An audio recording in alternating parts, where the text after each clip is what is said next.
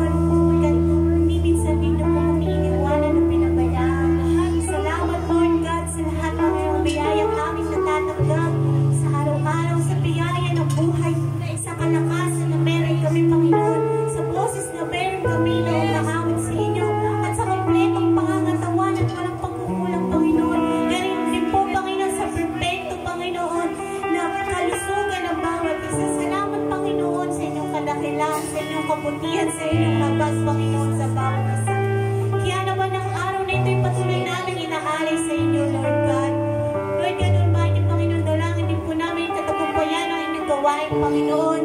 At inyong abang lingkod, Lord God, tunay nga ang panalangin namin na ang bawat salitang mamumutawi sa kanyang mga labi, Lord God, ay sa rema na nagmumula sa inyo. Itago niyo po, Panginoon, siya sa inyong likuran, O God. Ikaw makita, ikaw maparangalan, at sa aming makaririnig, Panginoon, buksan yung aming puso, buksan yung aming isipan, buksan yung aming spiritual understanding, O God. Sa bawat, Panginoon, salita na aming maririnig na nagagaling sa inyo, Panginoon, ito'y magsisilbing buhay na aming nalakhanan, O God. Lord, maraming salamat, Panginoon. Kiniklaim po namin ang victory, ang katagumpayan ng inyong gawain, Lord God. At ang victory namin, Lord God, over sin, over death, over everything, Lord God. For Jesus, Lord, said that it is finished, Lord. Lord, maraming salamat, Panginoon. Sa inyo po ang mataas na papurit pagsamba. Lahat ng pinagpala ng Diyos ay magsabi ng Amen! The best po ba ang bawat isa? Amen!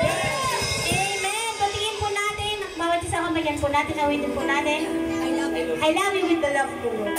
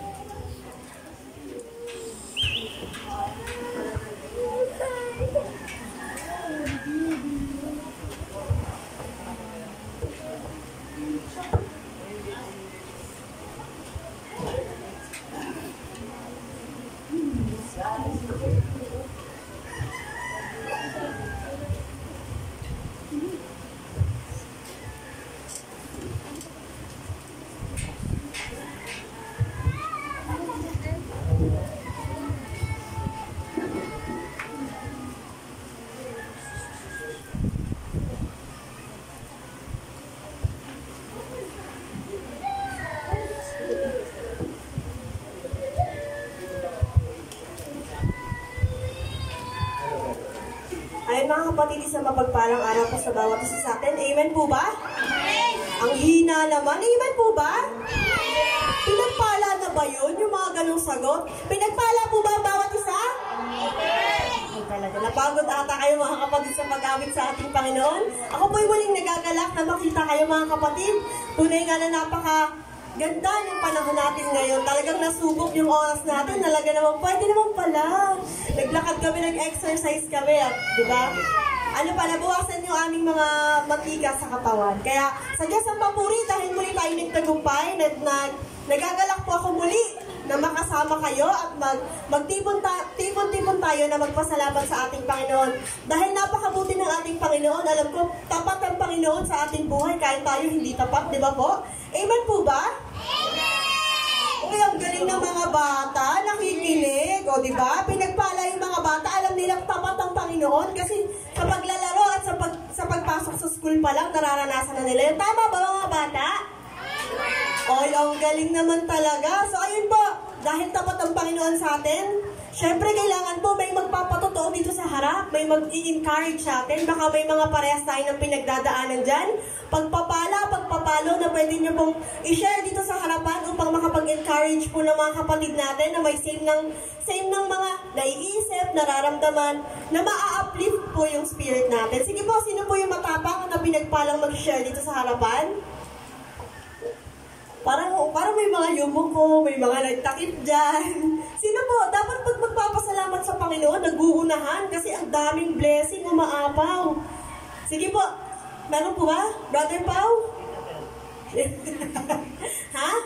Ay, ako daw muna. O sige po, ako na lang muna. Total talaga namang umaapaw sa aking mga braso ang pagpapala ng Panginoon.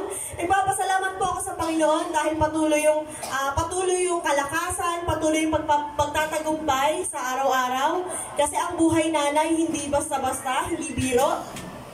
Mula pa lang pagising mo sa umaga, yun, nagpapasalamat ako sa Panginoon dahil nakakapaghatid ako sa anak ko, malakas ako pagising ko. Talagang pagdilat ng mata ko, ini-exercise ko yun na, Lord, thank you dahil ginising mo ako. Kasi yung pagising natin, mga kapatid, di ba sinasabi ko po, hindi po natin desisyon yun kung magigising pa tayo. Pero yung pagtulog natin anytime, kahit kaya natin gusto, makakatulog tayo. Kaya sa Panginoon po ako nagpupurit, nagpapasalamat dahil patuloy ko pong nararanasan at nakikita yung napakagandang creation niya ngayon at saka sa mga susunod pa. Kaya sa Diyos po ang mataas na papuring pagsamba. Ayun. Tapos na po ako. Sino po yung matapang na pinagpalang mag-share ng kanyang blessing dito sa harapan? Ayan. Purihin mo ang Panginoon sa buhay ni Sister Z. Praise God. Ako po'y nagpapasalamat sa ating Diyos na buhay. Una po, hindi po siyempre mawawala yung lagi pong pag-iingat sa amin, lalo na po sa buhay ng aking asawa na bumabiyahe po tuwing papasok. Andun po yung traveling mercy and grace po ng ating Diyos sa buhay niya. Kaya na rin po, nagpapasalamat po ako na sa buong isang linggo, iningatan po yung buong pamilya ko po. Wala pong nangyaring anuman ng masama. At ang pinagpapasalamat ko rin po ay yung sa buhay naman ng aking pamangkin. Meron po akong pamangkin, baby po siya. Das, sabi po kasi biglang tumaas yata yung platelet niya. Dapat daw 350 lang, nag-750. Tapos yun, na-confine siya sa ospital. Pero awa po ng Diyos na, siguro mga 2 araw lang po, na na po siya, nag-okay na po siya, tapos nakalabas na po sila ng hospital. Kung nandun pa po kasi kayo din sa sitwasyon na yun, ay matatakot pa po kayo kasi parang nahihirapan din pong huminga yung bata Tapos iyak siya ng iyak, lupay-pay talaga siya. Pero nandun na po yung tulong ng doktor, pero para po sa akin yung sama-sama pong pananalangin po talaga yung nagpabuti sa kanyang kalagayan. Kaya po yung po pinagpapasalamat ko po ang ating Diyos na buhay, na kapag po kami po yung nananalangin, ay yung sagot niya po ay lagi pong nandyan. Kaya po, sa Diyos po ang papurit pagsamba. Ayun po, amen po. Napaka powerful talaga mga kapatid ng prayer. Tsaka yung paghingi natin sa Panginoon ng comfort sa kalagitnaan ng ganong problema, ng ganong suliranin sa buhay natin, talaga mararanasan natin at hindi magkukulang ang Panginoon. Kasi mga kapatid, ang Panginoon po yung the best comforter ng lahat, nagbibigay ng peace sa atin. Kaya pag may mga pinagdadaanan tayo mga kapatid, wag po natin kakalimutang manalangin. Panginoon, si Lord agad yung tawagin natin, wag si kumare, wag si kumpare, wag si sister, wag si basta prayer po. Panginoon po yung una nating lalapitan kasi naniniwala ako mga kapatid, wala pong imposible sa Panginoon. Kaya niya pong gawin ang lahat. Kaya sa Diyos po ang mataas na papuri sa buhay ni Sister C at nagpo-flow po sa buong family niya hanggang sa kanyang pamangkin. Sino pa po ang matapang na mag-share dito sa harapan ng kanyang blessing? Meron pa po ba? Mga kapatid, buhay pa po ba kayo? Mga kapatid, nandiyan pa ba kayo? Amen po ba? Ay, hina. Andyan pa po ba ang bawat isa? Ay, konti lang. Sino po? Ayun, si Brother Johnson. Purihin po ang Panginoon sa buhay ni Brother Johnson. Kala niyo, magpapahuli ako Ito lang naman po, i-share ko lang yung blessing ng Panginoon. Pagiging nandun ka sa paglilingkod ng Panginoon. So, for your information, member na po ako ng MC Taxi, Joyride, kaya mag-joyride na po kayo. Promote, share ko lang po yung encounter ko sa Joyride kasi na-experience ko lang yung blessing ng Panginoon. Kasi pag nag-joyride ka, tapos sasakay yung customer mo, binook ka, tapos pag-book sa'yo, yung malapit ka na, 7 minutes papunta doon sa kanya, kakain din ng gas, yung panahon, tapos kasagsagan ng init ng araw, tapos pagdating mo doon, biglang, kuya, pakibilisan ha, sabi ko, okay, tapos biglang, pagdating doon, biglang, okay, mumukha mo, tapos kinancel. Ang init ng ulo ko, sabi ko parang gusto ko siyang muray, gusto ko siyang awayin, tapos sabi ko, inhale, exhale, tapos sabi ko, God bless you. Hindi pa tumigil sa Satanas. Pag alis ko, nag-book ulit. Ibang lugar naman. Same lang din. Pagdating doon, cancel. Okay. Inhale ako, exhale. Bumili ako tubig, uminom, relax, tapos mamaya pumasok ganyan blessing pa rin. Ang experience ko yung blessing na yun is, kung hindi pa ako Cristiano, wala na. Minura ko na yun. May number yun. Facebook agad yun. Kilala nyo to. Yung ano niya, ganun talaga gagawin ko. So, ang blessing ng Panginoon sa akin is, nag-inhale, nagpasensya ako. Alam niyo nangyari? Nagsimula ako alas 8, natapos ako ng alas 11 ng gabi. Sa awa at sa biyaya ng Diyos, kumita ako 2,000 mahigit. 2,000. Burger yan mamaya. So, ibig sabihin po nun, pag maging tapat ka lang, tapos sa time na mainit ang ulo mo, kung papairalin mo yung inis at init ng panahon, talagang kasi pag pinatulang mo yun, talagang buong araw na akong visit eh. Katulad nung pag-unang try ko ng MC, ang tumal. So, ibig sabihin po, yung blessing ng Panginoon na binigay sa akin po is binigyan po ako ng patuloy pa rin tinitesting at hinuhumog yung pasensya ko. So, which is nagpapasalamat ako sa Panginoon dahil pinapakita niya sa akin kung paano mag-response sa mga taong ganon. So, yun lang po yung blessing na experience na pagpapala ng Panginoon na pinagkalob sa akin nung Sabado po. So, purihin ang Panginoon sa buhay ko. Ayun, mga kapatid, baka biglang nalaki yung inyong mga mata. Word po yun ng mundo, yung sa sinabi ni Kuya Johnson. Baka may mga batang nakakarinig po, nadala lang po siya ng kanyang emosyon. Kumbaga, pikon siya for the whole day. Pero salamat sa Panginoon dahil patuloy inaani ni Kuya Johnson yung kanyang self-control na nagmumula sa ating Panginoon. Siyempre, kung tayo lang talaga na mapapato, ipopost ko yun sa Facebook, ikaw, nag-cancel ka, ang lapit-lapit ko na. Pero ayun, salamat sa Panginoon dahil nga tapat siya sa atin. Kahit tayo hindi tapat sa Kanya, nakikita natin yung katapatan ng ating Panginoon. Ngayon naman, mga kapatid, siyempre, meron tayong assignment. So, andito po yung mga tanong sa harapan. Ha? Ay, magpapatotoo. Sino ba daw po? Ha? Bukod yung assignment, Okay. first name. May verse pala. May verse pala tayo, mga kapatid. Teka lang po, Yung assignment daw pala, ipapasa po kay Pastora Biha. Huwag niyo po kalimutan. Akala ko i-announce natin dito. So, ito yung ating verse, memory verse natin sa Mark 8:36.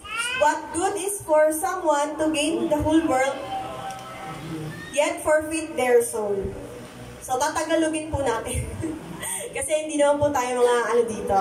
Ayan, sa Marcos 8:36, sapagkat ano ba ang mapapala ng isang tao, makamtan man niya ang buong daigdig, ngunit mapapahamak ang kanyang sarili. So, ayun po yung ating verse. Sino po yung una na mag-share dito sa harapan?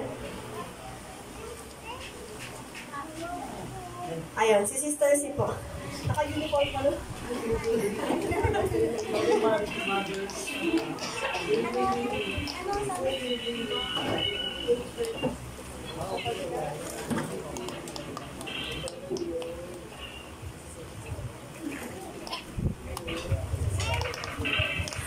For me po, yung ibig po sabihin ng verse po na yan ay yung lahat po ng material na bagay na meron po sa mundo.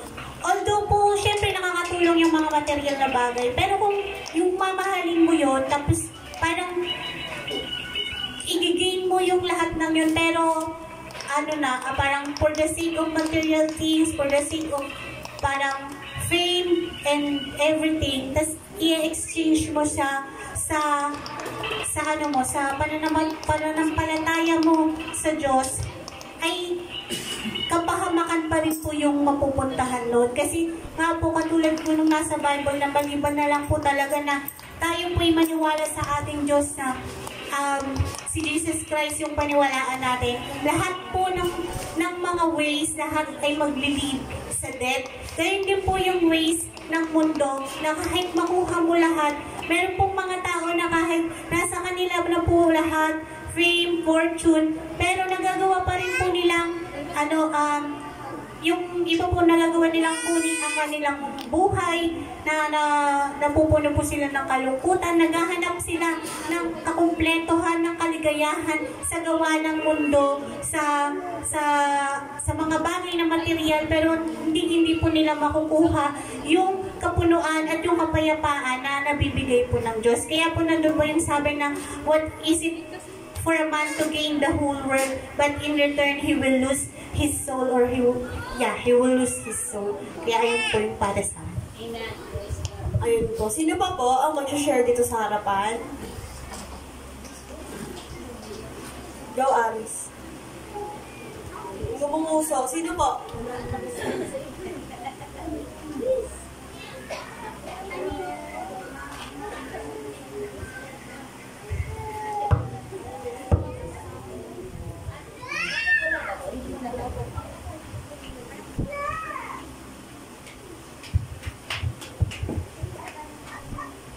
Ang pagkakaunawa ko po sa Marcos 8 verse 36 ay, sapagkat ano ba ang mapapala ng isang tao, makamtan man niya ang buong daigdig, ngunit mapapahamak naman ang kanyang sarili. Sinasabi po dito na naman po yung hawak natin ngayon, pansamantalang lang po yan, pero maaari po natin ipahamak yan kung aabusuhin po natin. Pero kung yung ginagawa po natin dito is para sa kalooban ng Diyos, hindi po tayo mapapahamak. Ganda.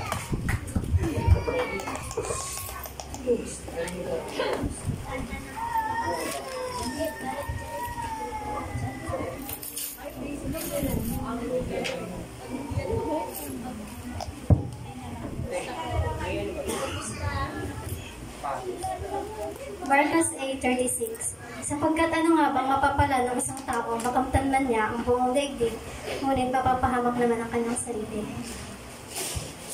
Yun nga po, kapag wala pong, kung ano po yung, yun nga po, wala po tayong mapapala kung kahit makamtan man natin yung kayamanan sa mundo, lahat, wala. Sa Diyos lang yung kaligtasan, sa Diyos lang may pag-asa, sa Diyos lang yung...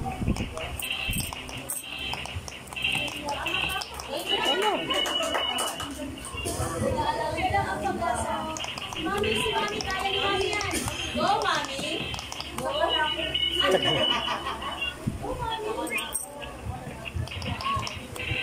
Ayun, ako.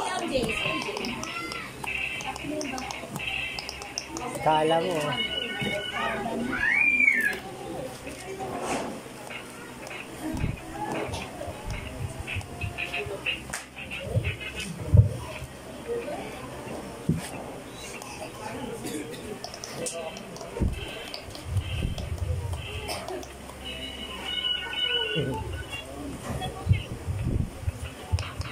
Marcos 8:36. Sapagkat ano ba ang mapapala ng isang tao, makamtan man niya ang buong daigdig, ngunit mapapahamak naman ang kanyang sarili. Ang pagkakaunawa ko po dito, walang kwenta yung mga material na bagay na nakukuha natin kung wala naman tayong peace sa puso natin. Kung wala namang joy, wala namang peace. Kasi para sa akin, ang tunay na peace is yung kasama mo si Jesus. Ayun yung tunay na kayamanan. Yun lang po.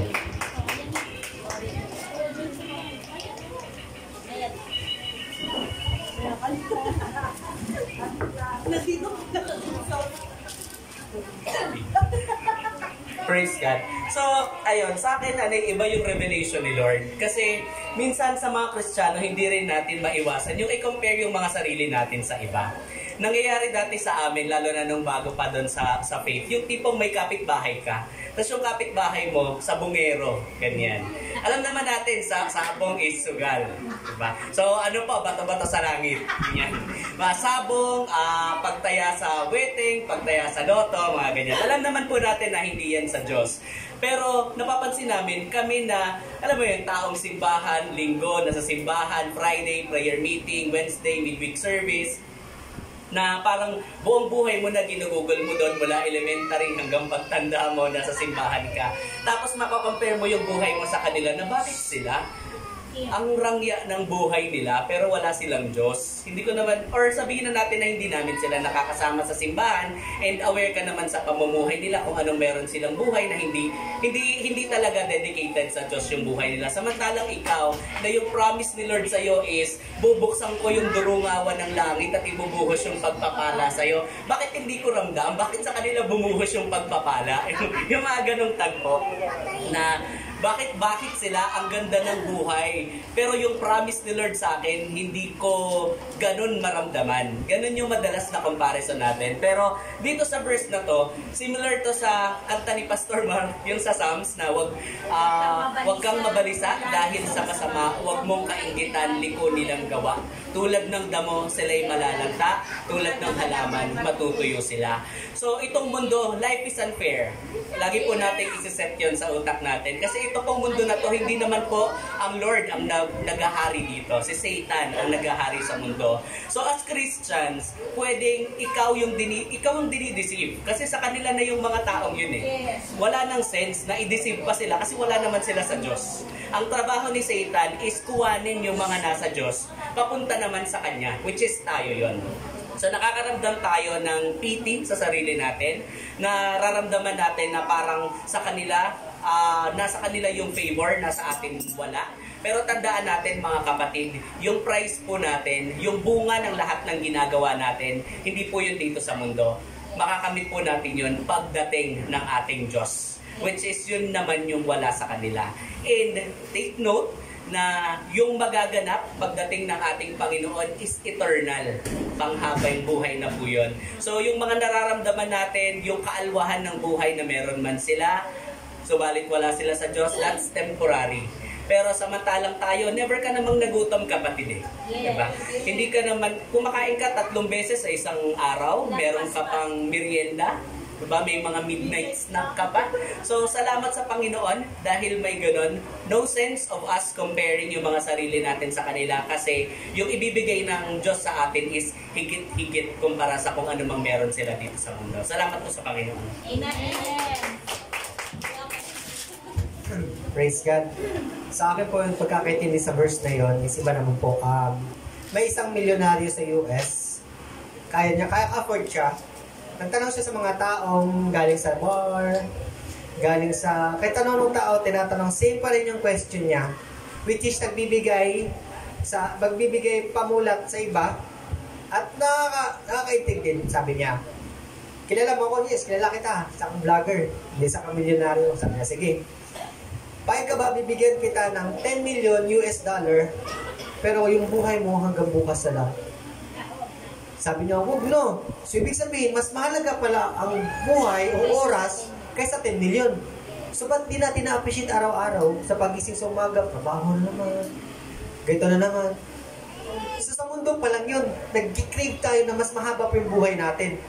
Pero sometimes sa mga tayo, bilang Kristiyano, naku, aga naman, mag-church naman, kagabi, gito. Nagigess niya po, kahit naman ganun po, sometimes di natin nakikita yung future. Sa akin po, ganito po kasi lagi yung nasa isip at sa puso ko. Kaya hindi ko talaga binabago sa isip at puso ko yung ganitong pag-iisip. Sa mundong ito talaga, look back ako sa big picture, titingin ako, yung buhay natin sa mundo parang tuldok lamang. I-compare natin sa eternity na nandun na tayo sa langit. Isipin mo, baka pag look back mo, di mo nga malala na may earth eh. Pagdating mo sa eternity, di mo nga malala siguro. Kasi nandun yung kariyan natin, nandun yung talagang citizenship natin, nandun talaga. Passing through lang tayo dito. Yes, maraming offer dito. Maraming bagay na bibigay. Pero sa langit mo doon talaga yung Kaya sometimes, hindi naman masama po magsikap, hindi po masama magano, kasi ginawa ng Diyos lahat-lahat sa 6 na araw. Pero hindi niya sinabi ni Adan na huwag ka no. Siya sinabi niya kay Adan, ikaw mamahala. Ibig sabihin may trabaho para ma-provide mo sa family mo. May duty ka. So, ibig sabihin po na nakafocus po tayo doon buong buhay natin na halos nakakalimutan na ng church, pagbasa ng Bible, kahit nga panalangin. Mag-i-start po yan ng panalangin sa pagbago ka kumain po. Sometimes, nakakaligtaan ko, sobrang gutom na, yung kanin nasa bibig ko na eh. Lord, thank you for this blessing. Pero, ina-acknowledge yan. So, mag-start po yung kingdom ng Panginoon. Kahit anong gawin natin sa mundong ito, hindi po natin ma-achieve lahat. Hindi po lahat mapiplease. Kahit anong gawin natin mabagay, ng mga tao po rin nakikita yung pangit. Pero ang Panginoon, kahit maliit na bagay, pag-aris na naupuan, pagkamay lang sa mga bata, pag-aigib lang ng tubig sa CR, mag-uwalis dito, maliit na bagay, hindi nakikita ng ating pastor o ating member, pero ginagawa mo na para sa Panginoon, o kahit sa pagluluto, pag ginagawa mo sa Panginoon, nandun na yung nandun nakikita ng Panginoon yung ginagawa mo. Magugulat na lang tayo sa langit, may bilang may lalapit. Alam mo ba na kapitbahay niyo po ko dyan sa Grace from Heaven Church, nakikita-kita ko yung umaga. Kung sipag mo, nakikita ko every Sunday, maaga ka, naayos mo yung mga upuan, nabibless ako sa iyo, kinakamay mo ako. Kaya simulan nung nakita kita, tinanggap ko ang Panginoon dahil sa kabutihan mo. Sometimes sa mga kanta po natin, may nasisave po, marami po, sa kanta, sa ano. Kaya, sabi nga, hindi po natin kailangan focus ang buhay natin sa mundo. Ang ibig sabihin po is, mas ma-focus po tayo sa mga bagay na mapanglangit. So, yun po, kunin ang pangalan sa Panginoon.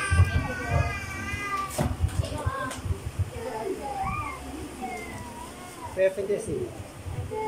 Ayun na po.